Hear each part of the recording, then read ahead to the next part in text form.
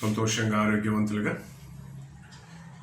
మరి ప్రభుదినంలో online messages వింటూ ఈ బుధ గురువారాలలో కూడా సాయంకాలం ఆన్లైన్ వర్తమానాలు మీరు విని అద్భుతమైన దేవుని జ్ఞానం సంపాదించుకుంటున్నారని నేను అనుకుంటున్నా.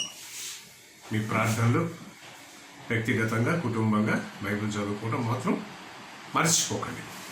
ఎందుకంటే విశ్వాసులంగా మనం చేయదగిన పని అది. ఆయన కొరకు మీరందరూ ప్రార్థన చేస్తున్నందుకు కూడా మీకు థ్యాంక్స్. ఆయన చాలా బాగుందని రిపోర్ట్ వచ్చింది. మరి రేడియోథెరపీ ఆర్టీ అంటాం, షార్ట్ ఫామ్. ఆర్టీలన్నీ జాగ్రత్తగా తట్టుకోగలుగుతుంది. మరి ఇంకా మీరు గంభీరంగా ప్రార్థన చేయండి. దేవుడు ఇంకా అద్భుత కార్యాలు చేయటానికి ఆయన కృప ఆయన పట్ల మనందరి పట్ల విస్తరించడానికి ప్రార్థన చేయండి. దేవుడు మనల్ని ఆశ్రయించి మన జీవిత కాలంలో మరి ఒక దినం ఇచ్చాడు కదా, డిసెంబర్ నెల 9వ తారీఖు బుధవారం. మరి బైబిల్ స్టడీకి వెళ్ళక ముందుగా ప్రార్థన చేసుకున్నాం. మహోన్నతుడ, కృపామయుడ, పరిశుద్ధ దేవ, నమ్మదగిన మా తండ్రి, శ్రేష్టమైన మీ నామమునకు స్తుతులు స్తోత్రాలు. నాకు మాకు ప్రభువైన యేసుక్రీస్తు నామములో ఉచితముగా మీ రక్షణ ఇచ్చారు. మేము చేయవలసిన పని లేదు. కేవలం మేము పాపులమని గుర్తు చేసుకుంటే మీ మరి మీ సన్నిధికి వచ్చి దేవా పాపి క్షమించమని అడిగితే మీరు మమ్మల్ని రక్షిస్తారని మీ వాక్యం సెలవిచ్చి ఆ ప్రకారంగా అనేకులైన మాకు ఇటువంటి అద్భుతమైన అవకాశం దయచేసినందుకు స్తోత్రాలు. మరి మీ కృపను మీ విధానాలు మా పట్ల బయలుపరిచి ఆశీర్వదిస్తున్నందుకు మీకు స్తోత్రాలు. మరి ఆయన మనం మీరు జ్ఞాపకం చేసుకొని క్షేమాన్ని ఆరోగ్యాన్ని ఇస్తున్నందుకు మా అందరి ప్రార్థన మీరు వింటున్నందుకు కూడా మీకు స్తోత్రం చెల్లిస్తున్నాం. మరి ఈరోజు ఈ బైబిల్ క్లాస్ను ఆశీర్వదించండి.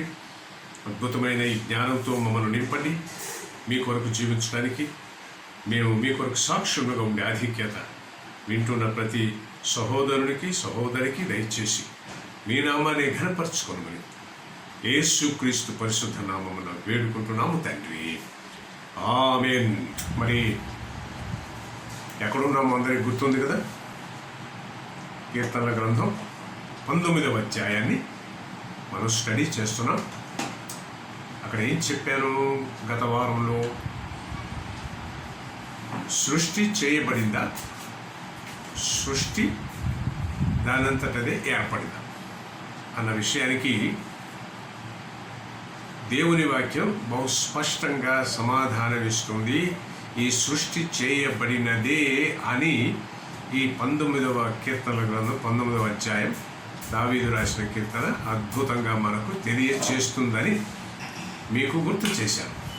గుర్తుంది కదా, ఆకాశములు దేవుని మహిమను వివరించుచున్నవి, అంతరిక్షం ఆయన చేతి పనిని ప్రచురపరుచున్నది. కొంచెం జాగ్రత్తగా ఆలోచన చేస్తే ఈ సృష్టిని కనుక మనం చూస్తే ఇది ఎవరో దేవుడు చేశాడు అన్నటువంటి భావన వెరీ సింపుల్ కలుగుతుంది. కానీ దేవుణ్ణి ఒప్పుకోకూడదు, దేవుని విధానాలు మనకు అవసరం లేదు అని చెప్పే జనం ఇదేదో తయారైందని, ఇది ఎక్కడి నుంచో ఒక ఏకకణం అని, యూనిసెల్యులర్ యానిమల్ నుంచి అమీబాని, అక్కడి నుంచి II4I 4 8I 16I 16 32I 32 64I 64 128 ఇట్లా పెరుగుతూ వచ్చి మనిషి తర్వాత ఎంతో కాలం తర్వాత మనిషి రూపం వచ్చిందని అదొకటి. బిగ్ బ్యాంగ్ థియరీ, ఇటువంటివన్నీ మనుషులు వారి సొంత జ్ఞానం, అంటే దేవుడు సృష్టి చేశాడు అని చెప్పకుండా ఉండటానికి చేస్తున్నటువంటి విధానాలు అన్నమాట ఇవి. అందుకనే మనం చాలా జాగ్రత్తగా దేవుని వాక్యం చదివితే, అందులో 19వ అధ్యాయం కీర్తన గ్రంథం చదివితే ఈ దేవుడు దీన్ని సృష్టి చేసినట్టు మనకు గ్రహింపు వస్తుందని. ఈ మనిషి ఈ భూమిని, దేవుడు చేసిన ఈ భూమి మీద ఉన్న సమస్తాన్ని చెడగొట్టేశాడు, నాశనం చేశాడు అని చెప్పాను. అందుకనే భూమి నాశనం అయిపోయింది, నీరు నాశనం అయిపోయింది, వాతావరణం నాశనం అయిపోయింది, చెట్లు అడవులు పోతున్నాయి. ఇవంతా భయంకరంగా తయారైనందువల్ల ఈరోజు మనకున్నటువంటి ఈ భయంకరమైన పరిస్థితి. కాబట్టి దాన్ని మనం ఇక్కడ కంటిన్యూ చేద్దాం. ప్రియమైన వాళ్ళారా, 19వ అధ్యాయం కీర్తన గ్రంథం. ఈ సృష్టి మనకు ఎలా ఏర్పడినదో దాని వెనక ఎవరు ఉన్నారో అని మాత్రమే చెప్పాలి. అంటే దేవుని జ్ఞానం కలిగిన ప్రియుడు ఏమని చెప్పాలి? దీని వెనక దేవుడు సృష్టి చేసింది ఉన్నాడు అని చెప్పాలి. ఆ విధమైన శాస్త్రీయ జ్ఞానం అవసరం. ఈరోజు మనకు అవసరమైంది దేవుని జ్ఞానానికి సంబంధించిన శాస్త్రీయ జ్ఞానం. కానీ వాటిని కనిపెట్టే స్థితిలో దేవుణ్ణి ప్రక్కకు పెట్టడం ఈరోజు శాస్త్రీయ జ్ఞానం చేస్తున్నటువంటి అతి భయంకరమైన విషయము. దేవుణ్ణి ప్రక్కన పెట్టి ఈ సృష్టి ఏర్పడిందని చెప్పడానికి ఎంతో కష్టపడవలసి వస్తుంది. అయితే చూడండి, అందుకే మనం ఎంతో పోగొట్టుకున్నాం దేవుని యొక్క జ్ఞానం. అంతేకాదు, ఈ సృష్టి నుండి సంవత్సరం దూరం అయిపోతున్నాం. అందుకనే ఈ రోజుల్లో మీరు గమనిస్తే అంత ఆర్టిఫిషియల్, కృత్రిమమే. మీకు చెప్పానుగా గతంలో కృత్రిమ రైస్ వచ్చింది, ప్లాస్టిక్ రైస్. ఇంకేం చెప్పాలండి? మనం తినే ఆహారం కృత్రిమం, మనం తింటున్నటువంటి వెజిటబుల్స్ కూడా కృత్రిమం, పళ్ళు కూడా కృత్రిమం, మొత్తం కృత్రిమం అయిపోయింది ప్రియమైన వాళ్ళ. అందుకనే గమనించండి, మనము ఎవరము, ఈ జీవితానికి అర్థం, ఇంకా మన ప్రయాణం ఎటువైపు అన్న ప్రశ్నలకు అలా చెప్తున్నా చూడండి. మనం ఎవరు, ఈ జీవితానికి అర్థము కానీ ఇంకా ఈ జీవితం యొక్క ప్రయాణము కానీ ఎటువైపు అన్న ప్రశ్నలకు ఈ సృష్టి సమాధానము ఇవ్వదు. ఓకే, ఈ సృష్టి నుండి ఈ ప్రశ్నలకు జవాబు లేదు. అంత అవగాహన ఈ సృష్టి ఇవ్వలేదు. ఏదో బ్రతుకు తెరువుకు ఏర్పాటు చేస్తుందే కానీ లోతుగా మనం దీన్ని ధ్యానం చేయాలంటే ఈ సృష్టి మనకు అటువంటి జ్ఞానాన్ని, అవగాహనను ఇవ్వదు. కాబట్టి దేవుడు ఏం చేశాడు? ఒక గొప్ప పుస్తకాన్ని ఈ మనిషికి ఇచ్చాడు. ఒక గొప్ప పుస్తకాన్ని. దాన్నే మనం ఏమంటున్నాం? జీవ గ్రంథము. దీన్నే జీవ గ్రంథము అని అంటున్నాం. ఈ విషయాన్ని నేను చెప్పడం కాదండి. కీర్తన గ్రంథం 19వ అధ్యాయం 7వ వచనము నుండి 11వ వచనం వరకు ఈ విషయాలన్నీ గంభీరంగా చెప్పబడినవి. అంటే సృష్టి ఇవ్వలేదు కాబట్టి మనిషికి వచ్చే ఈ సందేహాలను తీర్చడానికి దేవుడు ఒక గంభీరమైన పుస్తకాన్ని ఈ మనిషికి ఇచ్చాడు. అందుకనే కొంచెం జాగ్రత్తగా గమనించండి. ఈ సృష్టి పంటనిస్తుంది, బలమునిస్తుంది, బాహ్య జీవితాన్ని కాపాడుతుంది. కానీ వీటన్నిటి ఆంతర్యము దేవుడే చెప్పాలి. అర్థమైందా? మళ్ళీ చెప్తాం. ఈ సృష్టి నుండి పంట వస్తుంది. ఈ సృష్టిలో ఉన్న పంటను తినటం వల్ల బలం వస్తుంది.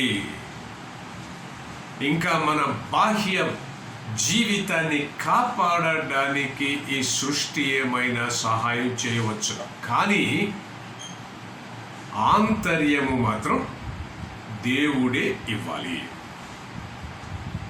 అదే కదా, ఆంతర్యమే కదా ముఖ్యం. బయటికి ఏం కావాలి?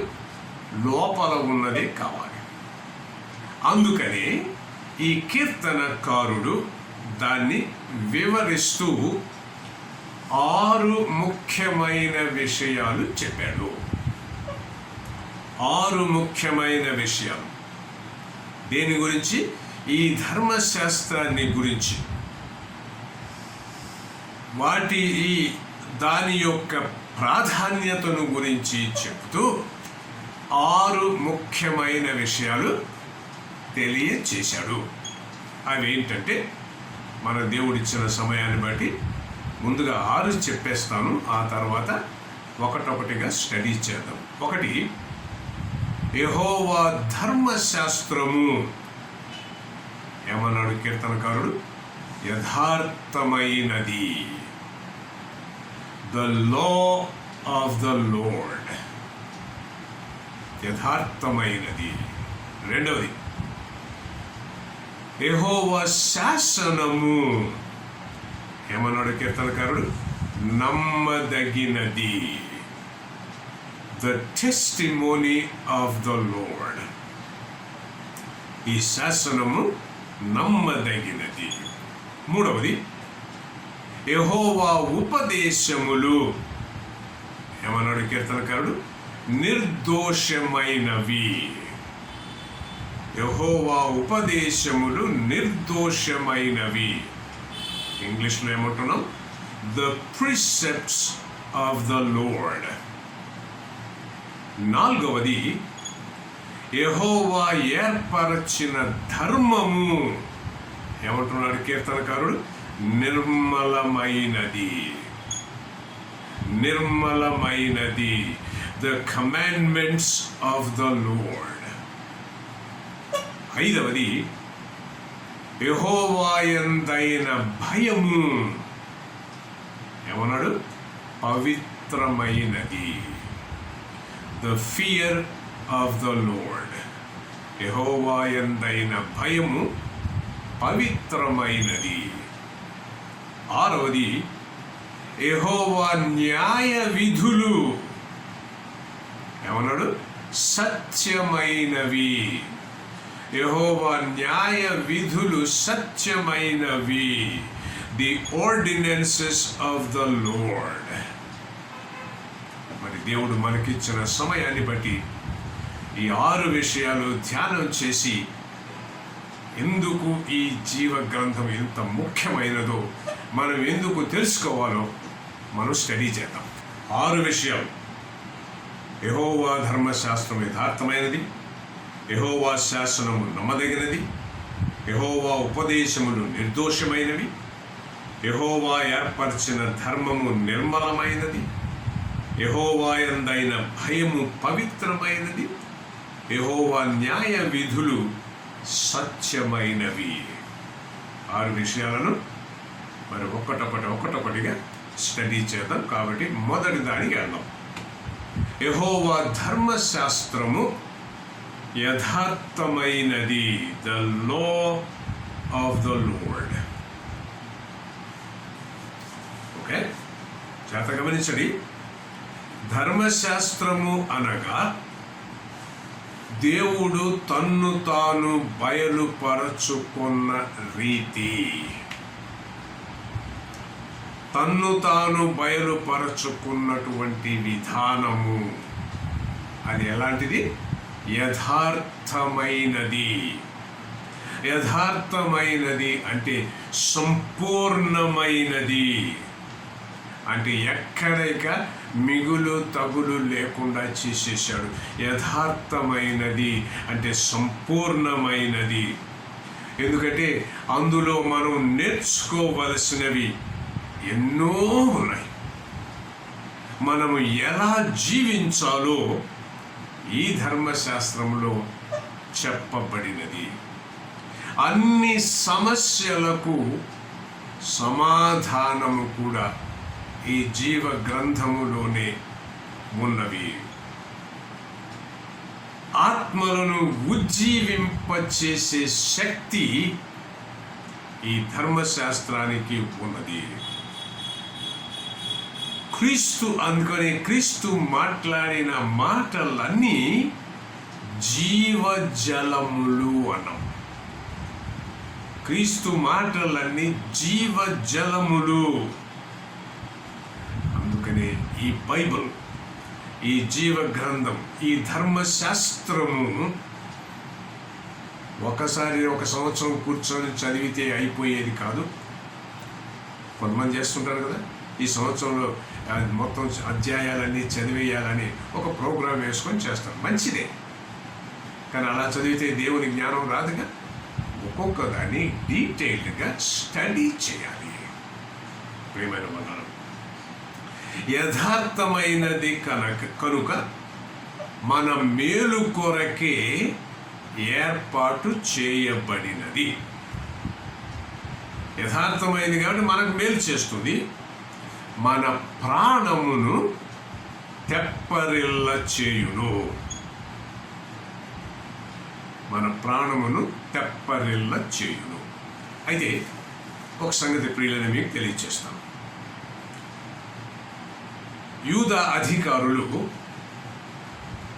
ఈ ధర్మశాస్త్రం ఉన్నట్టుగా చెప్పితే ప్రజలు అర్థం చేసుకోలేరని ఈ ధర్మశాస్త్రం మీద కొన్ని కామెంటరీస్ జనాలకు సులభంగా అర్థమవ్వటానికి కొన్ని విధానాలు చేశారు. దాన్ని ఏమంటున్నామంటే టాల్మడ్ అంటున్నాం.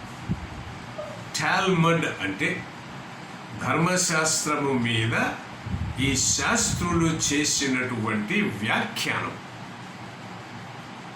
ధర్మశాస్త్రం కాదు ఇది. అది కూడా కొంతమంది శాస్త్రులు ఏం చేశారంటే ఈ వ్యాఖ్యానాన్ని కొంచెం గంభీరంగా రాశారు. అందువల్ల ధర్మశాస్త్రాన్ని వదిలిపెట్టి వ్యాఖ్యానాన్ని చదివేవాళ్ళు కొంతమంది అయ్యారు. అది కూడా అర్థం కావటం లేదని దాని మీద మరొక వ్యాఖ్యానం చేశారు. దాన్ని ఏమంటున్నామంటే మిష్నా అంటున్నాం. చూడండి, ధర్మశాస్త్రాన్ని చదువుకోమంటే దాని అర్థం కావటం లేదని టాల్మడ్ రాశారు. ఆ టాల్మడ్ కూడా అర్థం కావటం లేదని మిష్నా చేశారు. ఆ మిష్నా కూడా అర్థం కావలేదని మిడ్రాష్ అని కొన్ని చేశారు. అంటే ఏమవుతుంది, ఉండగా వాక్యానికి బదులుగా మనుషులు రాసిన విధానానికి వెళ్ళిపోతూ ఉన్నారన్నమాట. ఓకే, అందుకని చూడండి, యెహోవా ధర్మశాస్త్రము యథార్థమైనది. కాబట్టి మనం వాక్యమే చదవాలి కానీ మరేమి ఎక్స్ట్రాస్ చేయటానికి వీలు. చదువుకోండి, కామెంటరీస్ చదవండి. ఏదో బోధ చేసేప్పుడు అక్కడిక్కడ కామెంటరీస్ చూస్తాం. చూసి ఇవి దేవుని వాక్యానికి సంబంధించినవిగా ఉంటేనే తీసుకొని చెప్తాం, కానీ వాళ్ళ ఉద్దేశాలు తీసుకొని చెప్పకూడదు. కాబట్టి యెహోవా ధర్మశాస్త్రము యథార్థమైనది. ఇది మొదటి పాయింట్. రెండవ దానికి వద్దాం. యెహోవా శాసనము నమ్మదగినది. The testimony of the Lord. ఈ శాసనము నమ్మదగినది. ఎందుకు? బుద్ధిహీనులకు జ్ఞానము పుట్టిస్తుంది. బుద్ధి లేని వాళ్లకు బుద్ధినిస్తుంది ఈ యెహోవా శాసనం. అందుకని ఈ యెహోవా ధర్మశాస్త్రం అనండి, శాసనం అనండి, ఎంతైనా నమ్మదగినది.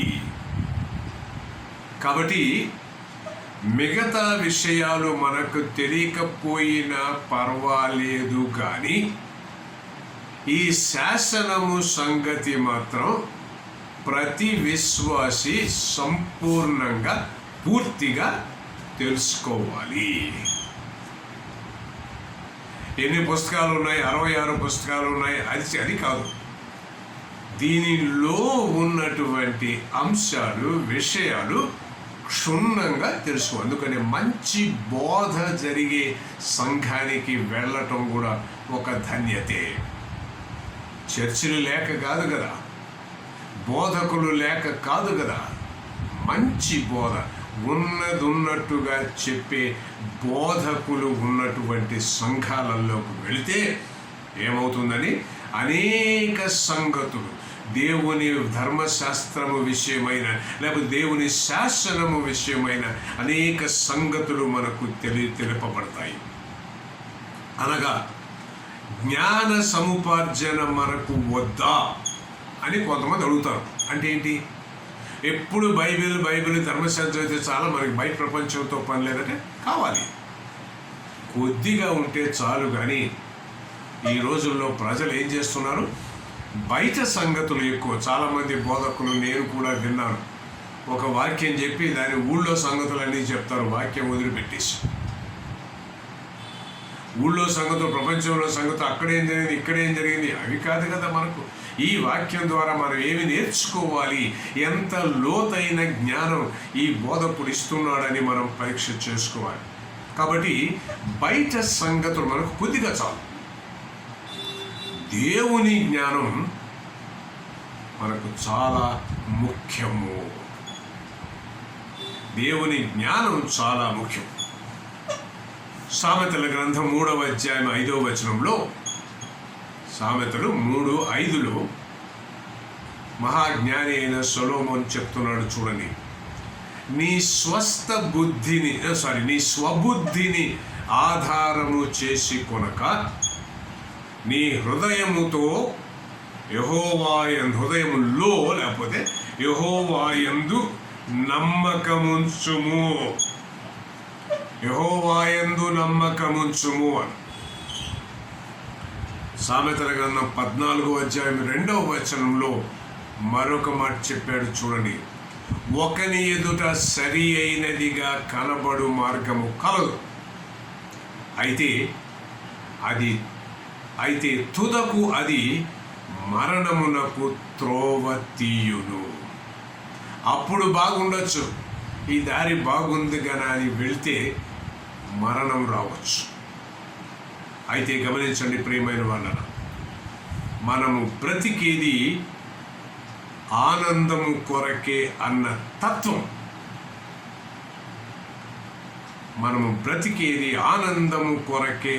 తత్వం, ఇటువంటి బోధ చేస్తుంది.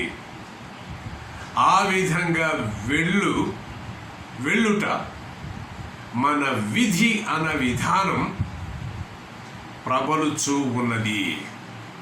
కాబట్టి ఈ రోజుల్లో బైబిల్ జ్ఞానంతో పాటు దేవుని జ్ఞానంతో పాటు లోక జ్ఞానం కూడా కావాలని చెప్పే బోధ తయారైపోతుంది. అయితే మనకు నెమ్మదిని, ఆనందాన్ని ఇచ్చేవాడు మన సృష్టికర్త. మనకు నెమ్మదిని, ఆనందాన్ని ఇచ్చేవాడు మన సృష్టికర్త. అందుకే యెహోవా శాసనము నమ్మదగినది. ఇది రెండవ విషయం. మొదటి పాయింట్, యెహోవా ధర్మశాస్త్రము యథార్థమైనది. రెండవ పాయింట్, యెహోవా శాసనము నమ్మదగినది. మూడవ పాయింట్కి వద్దామండి ప్రియమైన వాళ్ళ. యెహోవా ఉపదేశములు నిర్దోషమైనవి. The precepts of the Lord. దేవుని ఉపదేశములు నిర్దోషమైనవి కనుక హృదయమును సంతోషపరచును. ఎంత వాదన జరిగినా దేవుని వాక్యమే. ఇది కాదని, మనుషులు రాశారని, వాళ్ళు చేశారని, అదని ఇదని ఏదేమి చెప్పినా దేవుని వాక్యమే. ఈ గ్రంథము నిండా దేవుని ఉపదేశములే. అందుకే మనము దీన్ని అనేక సార్లు చదువుతూ ఉండాలి. మీరేమనుకోరుగా, చాలామంది ఏం చేస్తారంటే ఒక రౌండ్ వేసేసి, అంటే ఆదికాండం నుంచి ప్రకటన దాకా చదివేసి ఇక్కడ పడేస్తాం, దాని గురించి పట్టించుకో. ఎందుకంటే ఒకసారి చదివేసాం కదా. జార్జ్ మ్యూలర్ అన్న ఒక దైవజనుడు 100 సార్లు చదివాడు బైబిల్. స్పర్జన్ 100 సార్లు చదివాడు. ప్రియులు, కొంతమంది వెళ్ళి, సార్ మీరు ఇన్నిసార్లు చదివారు కదా, దీంట్లో కొత్త విషయాలు ఏంటంటే, అయ్యా ప్రతిసారి కొత్తదే కనబడుతుందన్న. చదివేటప్పుడు ఒకసారి మిస్ అయిపోయి మరొకసారి. అందుకనే బోధకులు కూడా నేర్చుకోవాలి.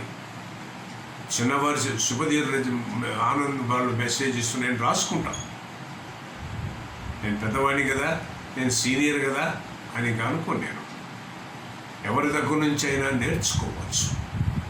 ఎందుకంటే ధర్మశాస్త్రం యొక్క ఆధిక్యత ఇది. ఉపదేశం చేస్తుంది, నిర్దోషమైనది. అందుకనే కీర్తనకారుడు 1వ అధ్యాయంలో ఏం చెప్పాడండి? దివారాత్రములు దానిని ధ్యానించండి అన్నాడు. నిద్రాహారాలు మానేసని కాదు, పగలు రాత్రి చదువుతూనే ఉండండి అని కాదు. సమయము దొరికినప్పుడు అంతా దేవుని వాక్యాన్ని ధ్యానం చేయాలి. ఎందుకంటే ఈ దేవుని వాక్యం నిండా ఆయన ఉపదేశాలు, ఈ ఉపదేశాలన్నీ నిర్దోషమైనవి. మరి మనం కూడా అలా చేద్దామా? 4వ విషయం, యెహోవా ఏర్పరచిన ధర్మము నిర్మలమైనది. The commandments of the Lord. యెహోవా ఏర్పరచిన ధర్మము నిర్మలమైనది. యెహోవా ఏర్పరచిన ధర్మము నిర్మలమైనది, ఇంకా కన్నులకు ఇంపైనది. కొంతమంది మన బైబిల్ గురించి ఏమంటారో తెలుసా? అందులో అన్ని అసభ్యకరమైన విషయాలు ఉన్నాయి. పోట్లాట, దేవుడు వచ్చి మనిషిని చంపడం, లేకపోతే ఒక జనాన్ని రెచ్చగొట్టి ఇంకొక జనం మీద నాశనం చేయబడి అనడం, ఇవన్నీ వాళ్ళు చదివి దేవుని వాక్యంలో ఏముందంటారు? దేవుని వాక్యం నిండా హత్యలు, రక్తాలు కారణమే కదా అని వాళ్ళ కళ్ళకు ఇంపుగా లేని కనబడతాయి. వారికి మన బైబిల్ మీద ఎలాంటి అవగాహన లేదు అని మనం సింపుల్గా చెప్పేయచ్చు. ఎందుకంటే నిజంగా బైబిల్లో ఒక ప్రత్యేకత ఉన్నది. అదేమిటంటే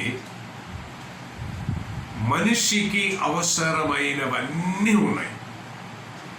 కనుక ఈ బైబిల్ నమ్మదగినది. ఇంకొకటి ఏంటంటే తప్పును ఒప్పుగా ఎక్కడ చెప్పబడలేదు. తప్పు తప్పే. ఇది మన జీవ గ్రంథము యొక్క ఆధిక్యత. చెడు ప్రవర్తన తప్పే అని నొక్కి వక్కాడిస్తుంది ఈ మన జీవ గ్రంథం. ఈ రోజుల్లో ఉన్నటువంటి హోమోసెక్షువాలిటీ మానవ తప్పిదమే అంటుంది మన బైబిల్. ఈ మన బైబిల్ నమ్మకమైన జీవితాన్ని మాత్రమే ప్రజలకు చూపిస్తుంది. అందుకే అది పవిత్రమైనది, సత్యాన్ని చూపించే వాక్యమైనది. ఈ విషయాన్ని దావీదు కనుగొని దీన్ని దివారాత్రములు ధ్యానం చేయడానికి అలవాటు చేసుకున్నాడు. ప్రియమైన వాళ్ళారా, ఎంత గంభీరమైన వాక్యమో చూశారా? నిర్మలమైనది. ఇందులో ఏమి తప్పైతే తప్పు, రైట్ అయితే రైట్గా మాత్రమే చెప్పబడినదని మర్చిపోకండి.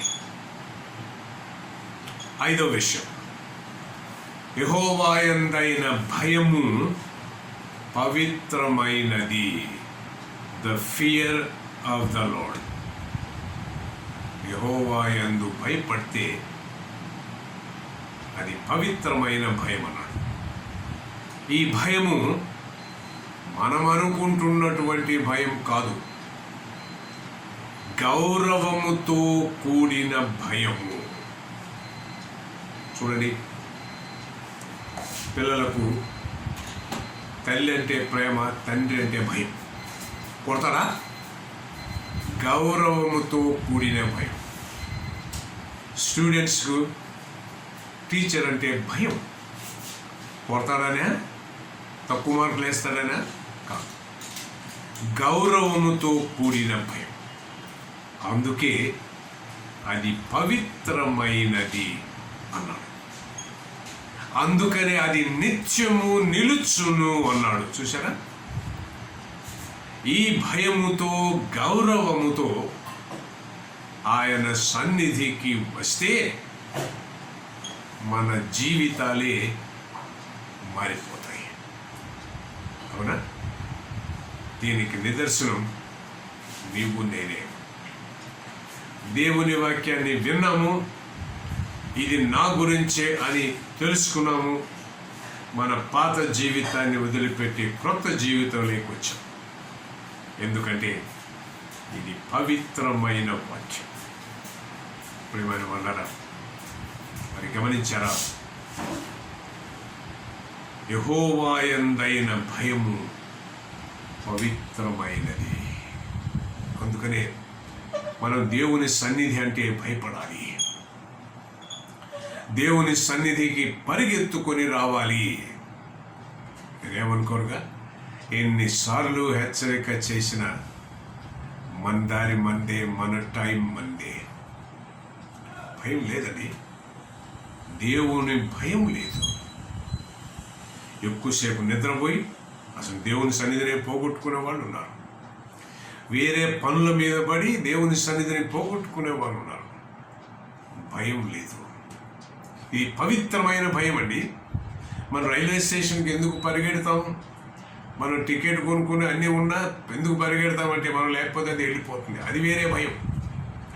ఈ భయం పవిత్రమైనది. నువ్వు ఎక్కడున్నా, ఏం చేస్తున్నా, ఏం మాట్లాడుతున్నా, ఏ ఆలోచన చేస్తున్నా చూసే దేవుడు ఈయన.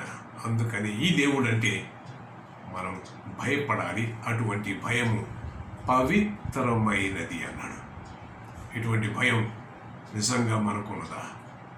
పరీక్ష చేసుకుందామా? ఎంత అద్భుతమైనండి. ఈ సంగతి తెలుసుకున్న ప్రియులు అనేకులు దేవుని విధానాలకు లోబడి ఉంటున్నారు. మరి నీ సంగతి ఏంటి? నా సంగతి ఏంటి? పరీక్ష చేసుకుందామా? దేవుడి మాటలను మన కొరకు ఆశీర్వదించుగాక. మిగతావి రేపు క్లాస్లో చూద్దాం. ప్రార్థన చేసుకుందాం. నమ్మదగిన దేవ, మహోన్నతుడా, ప్రభావము గల దేవ, పరిశుద్ధ తండ్రి, ఘనమైన మీ నామమునకు స్తుతులు. నాకు మాకు ఉచితంగా రక్షణనిచ్చి మిమ్మల్ని తండ్రి అని పిలిచే ధన్యతనిచ్చి మీ పరిశుద్ధాత్మను మాలో ఉంచి మీ కృపలో నడిపించుకుంటూ మమ్మల్ని అనేక రీతులుగా ఆశీర్వదిస్తూ మమ్మల్ని మీ నామంలో నడిపించుకుంటున్నందుకు స్తోత్రం. మీరిచ్చిన జ్ఞానానికి, మీరిచ్చిన ఆరోగ్యానికి, మీరిచ్చిన సమస్తానికి మీకు ఎల్లప్పుడూ స్తుతి చెల్లించే వారుగా మనందరినీ తీర్చిదిద్దుమని, ప్రభువైన యేసుక్రీస్తు రాకడలో ఎత్తబడే గుంపులో ఉండటానికి మీ కృపను విస్తరింపచేయమని, మాకిచ్చిన బలం, మాకిచ్చిన శక్తి, మాకిచ్చిన సమస్తం క్రీస్తును ఘనపరచడానికే మేము ఉండగలిగినట్లుగా సహాయం చేయమని యేసుక్రీస్తు పరిశుద్ధ నామమున వేడుకుంటున్నాము తండ్రి. ఆమేన్. Praise the Lord. Praise the lord.